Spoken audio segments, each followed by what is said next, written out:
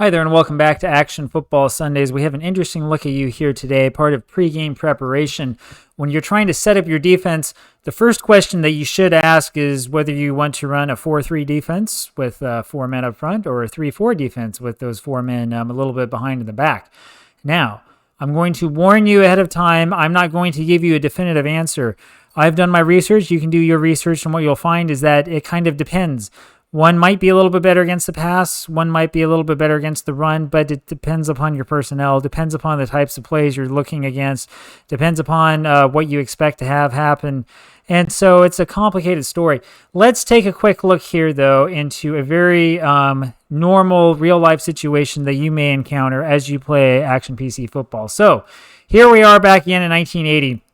As you can see, I haven't played Sunday's game yet. So whatever has happened, I don't know about it yet. This is in preparation for Sunday's game. I know it's a little bit odd because you're watching this backwards. That's the way that it works. First question you're going to ask yourself is, all right, where do I go? What do I do? Now, there are different places you can go. Maybe you can go up to reports and team statistics, right? That's what you think you could do to figure out who's good and who's bad on defense. This will give you sort of an idea, right? So you see some players that will come up. You can look into blocking. Nope, no real-life data is available. Defensive depth chart will give you some names, so that's not going to be very helpful for us either. Formation analysis gives us some information on defense, but this doesn't mean anything to me. I don't have any way to no context to tell whether 43 is good or 42 is good. What is 12 to 16? What is 12 to 15? What's 25 to 30? What's 27 to 32? I have no idea. I have absolutely no idea. So I'll tell you the way that I would recommend doing this, and hopefully the screen doesn't totally glitch out on us. The way I recommend doing this is just double click on your team. Here we are in our team. Now, usually it'll show up here with this here on quarterback. I had this over here on defensive line because I was looking at this before I started the video. As you can see on defensive line, we have a problem. If you paid attention last Sunday, you would have seen that Jerry Shirk got injured, out 14 weeks with a bruised lung. That's a problem. Interestingly enough, if you go on to Wikipedia and look up Jerry Shirk, you will find that he was injured in 1980 with an infection that came close to really seriously injuring him, actually came close to killing him. He had only one appearance in 1980 in real life. And so because of that, and because Shirk didn't play much, what did the Browns do on defense? They went to the 3-4 defense. In other words, they had 5 defensive linemen. And they said, well, if we have 5 defensive linemen, we can't have 4 of them going out every down. And so instead, they decided to go to 3 and instead relied on their linebackers, who were a little bit better anyway. So for the purposes of this replay, we are going to look into the 3-4 defense as opposed to the 4-3 defense. It makes sense, and it's also what happened in real life. There are other things that we can do, of course, as we take a look around and try to figure out what works and what doesn't work. There's a real special thing you can find here in Action PC Football that will help you out a lot.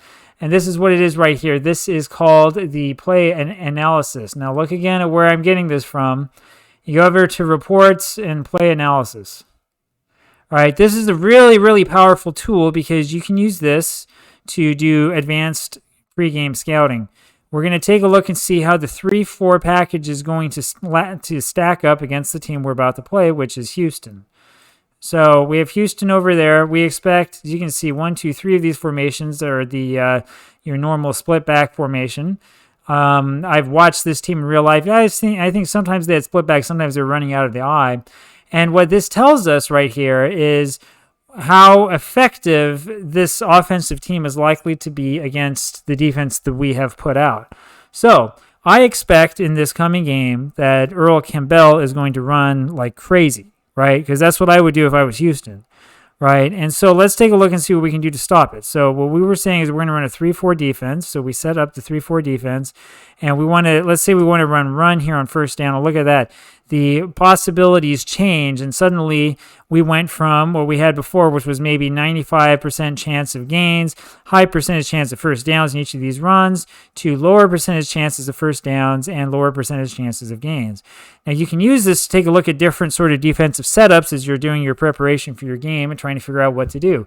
Now that we know that what makes sense with the personnel is the 3-4, not so much the 4-3, we can do stuff like saying, well, let's say we key Campbell. What does that do to him? Well, that makes him look a lot less effective, doesn't it?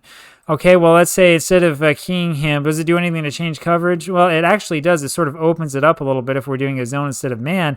Makes sense, right? Because we're backing our defenders out away a little bit. If we do a tight man, well, that's going to reduce his effectiveness because the men are playing up a little bit more.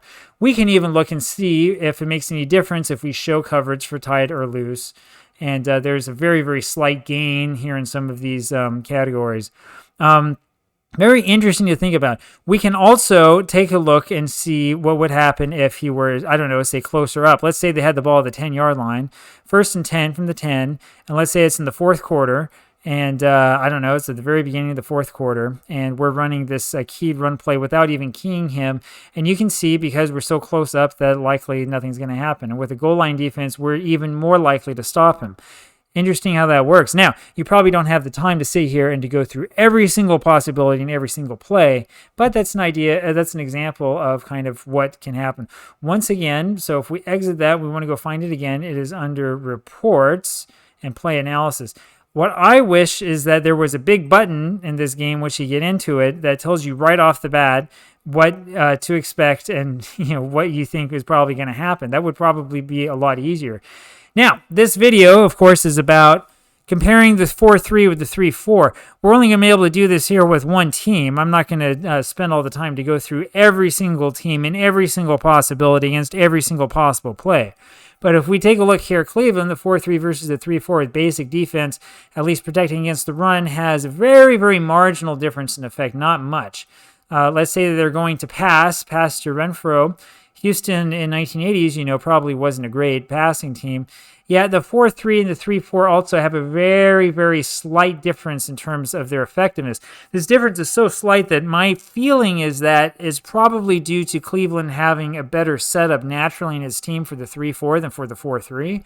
In other words, the extra linebacker that they're pulling in is probably worth more than that extra lineman that they lost by going to the 3-4 formation.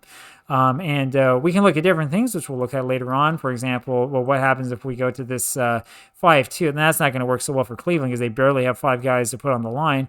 But yeah, if you go into the nickel formation, you can see that this will help stop the pass more in passing downs, which is why we use it.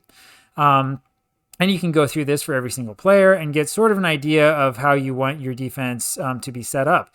So let's say we're playing to prevent the pass instead. This is without keying anybody, and look, boy, those percentages go down. And if we double Renfrow and we guess right, we're going to completely shut him down. In fact, the chances of interceptions go up dramatically if we double him like that. Just playing pass alone gives us actually a pretty good chance for interception. That leads me to think that they are probably going to actually run and probably run a lot with Campbell, which means that we're going to need to play this running defense a lot. You can do other things too, right? If we want to have, cover 2 defense, that will help stop some of these bigger gains that Campbell might have, and so on and so forth. Now, there's some other things I wanted to say about this, just so you know. As you can see here, not every conceivable and possible play is necessarily going to be listed right away. You can, however, do a lot of different things to sort of like figure out what different types of impacts, different things would happen.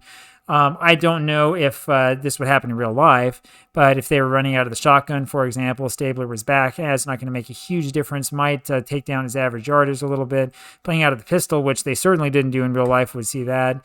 If we're going to do play action and we're going to pass it here to Johnson, that's what's going to happen if we're playing run.